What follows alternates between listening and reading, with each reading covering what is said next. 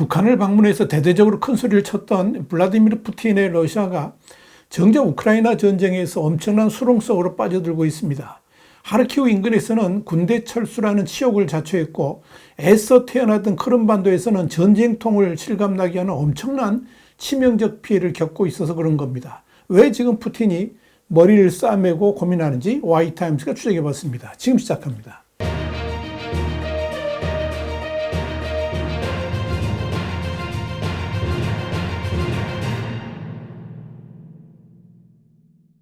텔레그래프는 24일 러시아군이 현재 하르키우주 북동쪽의 보브찬스크와 국경 마을인 립시와 티케에서 철수하고 있다 그러면서 러시아군은 지난 5월 초 국경을 넘어서 우크라이나 영토로 기습 공격을 감행했지만 우크라이나군의 강력한 대응으로 수렁에 빠졌으며 결국 철수에 이르게 되었다. 이렇게 보도를 했습니다. 미국의 본부를 둔 전쟁연구소 ISW는 러시아가 실제로 하르키우를 점령하려고 기습 공격을 했다기보다는 우크라이나 군대를 돈바스 지역의 최전선에서 멀어지게 하기 위해서 국경을 넘는 공격을 명령한 것으로 보고 있다. 그렇게 판단하면서 일부 우크라이나군은 도네츠크주에서 하르키우 방향으로 부대를 재배치했기 때문에 러시아군은 우크라이나 전선의 약점을 악용하여 토레츠크, 홀리브카 방향으로 공격을 강화할 계획이었던 것으로 보인다. 이렇게 설명했습니다.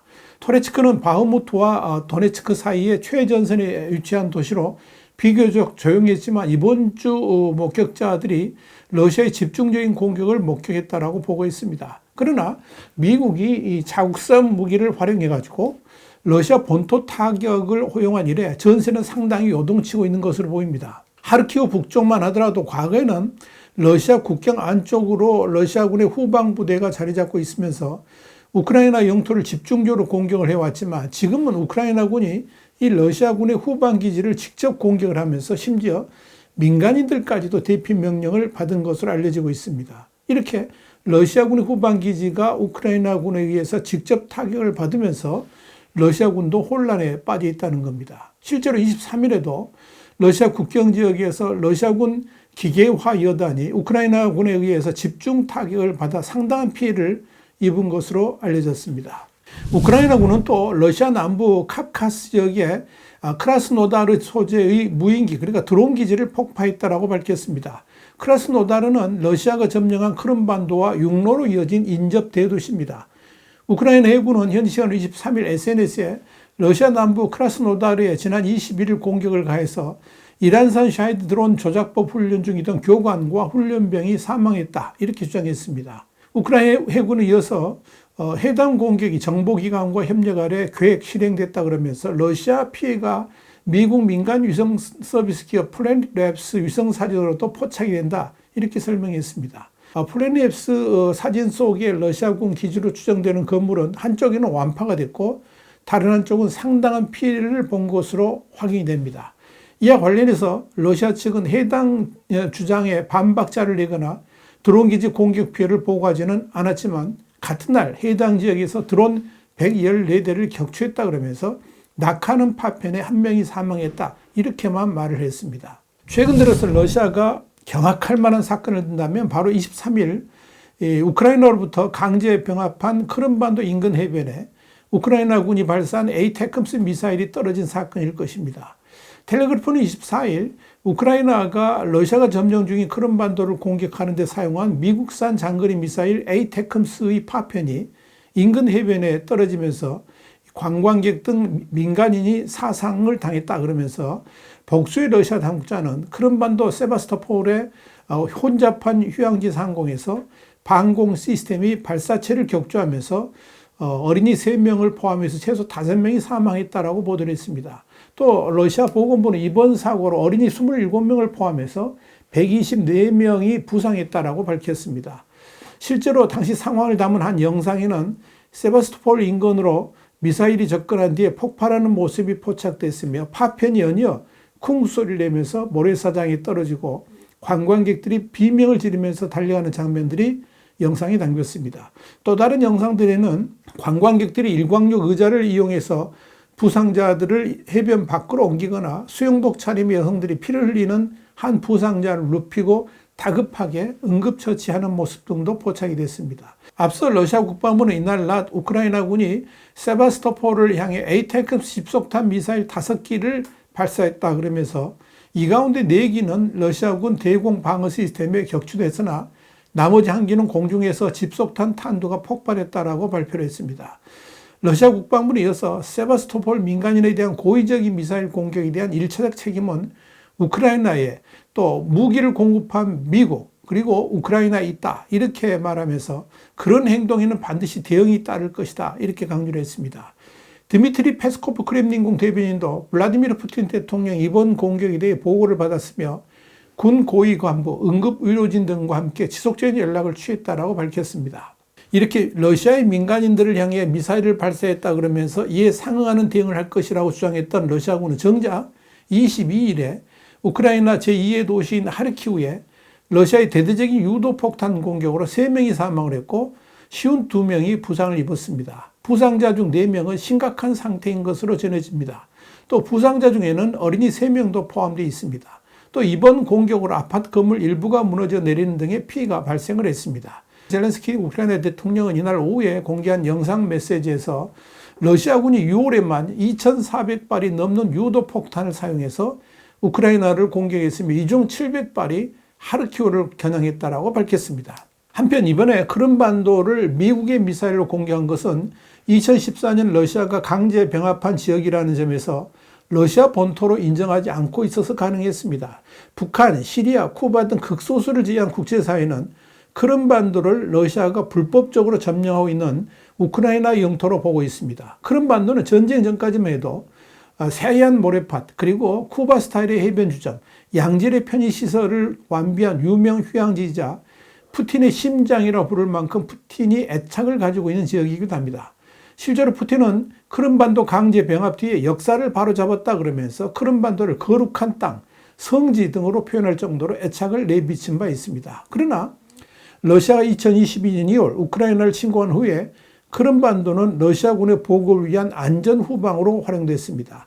우크라이나군이 최근 들어서 크림반도 지역을 집중 강타하고 있는 것도 사실 러시아군의 후방 기지를 초토한다는 의미도 있습니다. 특히 우크라이나군은 크렘린궁에 치명타를 주기 위해서 본격적인 휴가 시즌이 시작되는 때에 맞춰서 크림반도를 집중 공격할 것이다. 이런 예상이 나돌았습니다. 그런 공격이 러시아 내부를 흔들 수 있다고 봤기 때문입니다. 당장 크림반도 내 휴양지의 관광 매출은 눈에 띄게 줄어든 것으로 알려졌습니다. 흑해 함대에 대한 우크라이나군의 공격이 심해지면서 벌어진 일이기도 합니다. 그럼에도 불구하고 러시아 당국은 이 크림반도 관광을 홍보하고 휴양객 유치에 열을 올렸지만 이번 우크라이나군의 공격으로 인해서 치명타를 입게 됐습니다. 또한 푸틴이 그렇게도 애지중지하는 크림반도가 더 이상 안전지대가 아니라는 점을 이번에 또다시 부각됨으로 인해서 푸틴의 이미지에도 상당한 타격이 불가피해 보입니다. 그런데 한 가지 확인할 점이 있습니다. 러시아군은 우크라이나군이 발사한 미사일 5발 중에서 4발이 피격되었고 나머지 1발에 파편이 쏟아지면서 피해가 났다라고 해명했지만 과연 그 말이 맞는지는 의심스럽습니다. 현재 나타난 피해를 보면 피해 규모가 에이테금스 미사일의 직접적인 타격이 의심스럽기 때문입니다. 이런 판단을 하는 것은 이미 러시아군의 크림반도 대공 방어망이 형편없이 무너졌기 때문입니다.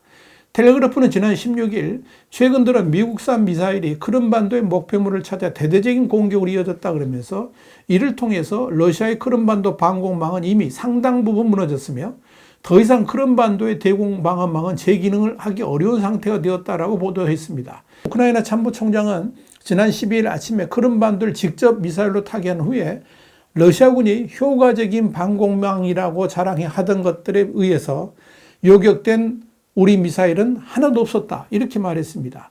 텔레그래프에 의하면 14일에도 우크라이나군이 발사한 12발의 미사일이 S-400 시스템 2대와 레이더 시설 1대를 추가로 파괴했습니다. 텔레그래프는 2007년에 실전 투입된 S-400은 러시아에서 가장 진보된 방공 시스템 중 하나이며 그 가격이 10억 달러가 넘는다 그러면서 그러나 S-400은 1986년부터 미군과 함께 사용되어 온 아탁스나 90년대 중반에 개발된 스톰 섀도우 같은 구형 무기에도 여전히 취약한 것으로 입증되었다라고 밝혔습니다. 여기에 대해서 영국 왕립군사연구소 RUSI의 군사과학 책임자인 매튜 세빌은 사람들은 수년 동안에 러시아의 방공망을 과장했다 그러면서 우리가 실제로 오랜 기간 동안에 확인한 바로는 러시아의 방공망들이 시리아와 이란에서 별다른 기능을 하지 못했으며, 그리고 크림반도에서도 러시아인들을 보호하는 데 별다른 효과를 발휘하지 못했다라고 혹평을 했습니다. 오슬로 대학의 미사일 기술 박사 연구원인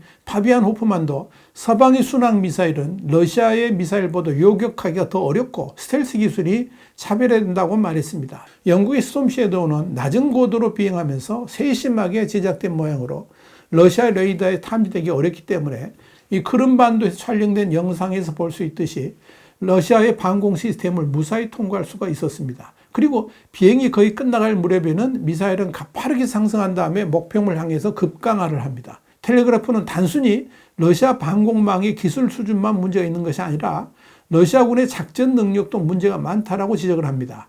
여기에 대해서 매튜 세빌은 우크라이나의 장거리 미사일 공격에는 대량의 공격용 드론이 동반되기 때문에 러시아가 반격하기 어려운 수적 열세를 안고 있다 그러면서, 그러니 이런 복합 공격에 대비가 되어 있지 않은 러시아군은 속수무책으로 당할 수밖에 없다라고 강조를 했습니다.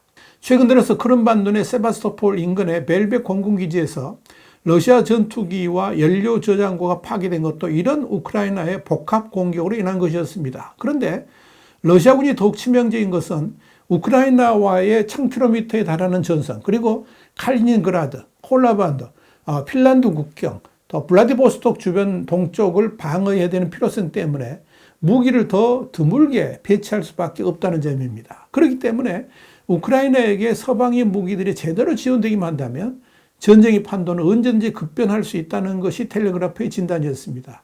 당장 러시아는 더 이상 크림반도를 활용해서 우크라이나군 공격의 전진 기지로 삼으려던 계획이 완전히 좌절됐습니다.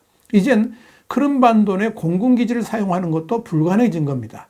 이런 측면에서 이 크림반도에 대한 우크라이나군의 미사일 공격은 러시아에게는 엄청난 치명타가 된 것으로 보입니다. 푸틴에게는 정말로 당황스러운 사건이 벌어지고 있다, 이런 의미라고 볼 수 있겠습니다. 와이타임스 국제정세 분석의 주북이었습니다. 감사합니다.